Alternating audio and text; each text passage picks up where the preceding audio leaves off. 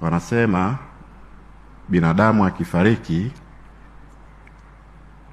mengi mazuri husemwa, lakini tukumbuke ya kwamba pia alikuwa ni mwanadamu. Upo wakati pengine katika utumishi wake alikuwa ruzana na wenzake katika kazi, na tunatambua ya kwamba siasa ni mchezo wa namna gani. Kwa hivyo bila shaka yoyote ni lazima wakati wa utumishi wake amewahi kukwaruzana kwa namna moja au nyingine, aidha kwa nia njema ambayo sisi tunaamini hivyo, lakini ameondoka, pengine hajawahi kuomba msamaha kwa wale aliowakosea. Sisi kama familia kwa niaba yake tunaomba msamaha na upatanisho kwa wale wote ambao amewahi kuwakosea katika harakati zake za kisiasa na maisha yake kwa ujumla, lakini na wale wote ambao pengine waliwahi kumkosea, sisi kama familia pia tunawasamehe kwa niaba yake. Mheshimiwa Waziri Mkuu William, kama Mtanzania mwingine kama ulivyo wewe na ambavyo wengi wanakufahamu na namna mwenyewe unavyojipambanua, historia yako na ya William na ya Watanzania walio wengi haina tofauti.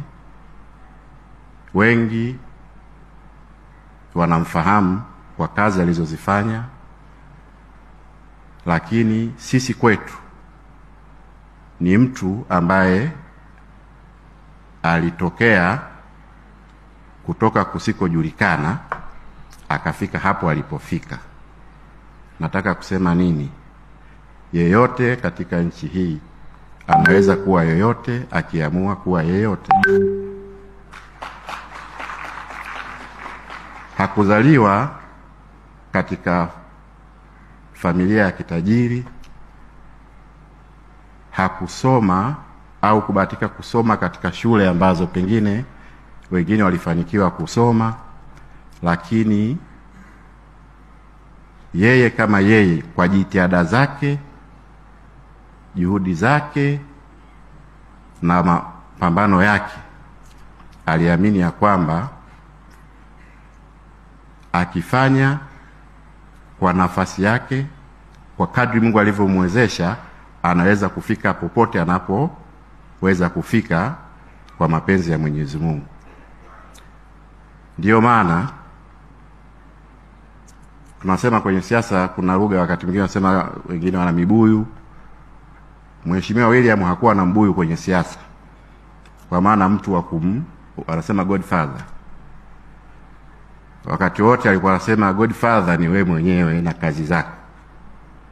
Nakwambia mdogo wangu, ukitaka uheshimike, fanya kazi, usiwe mwizi. Mimi kama mdogo wake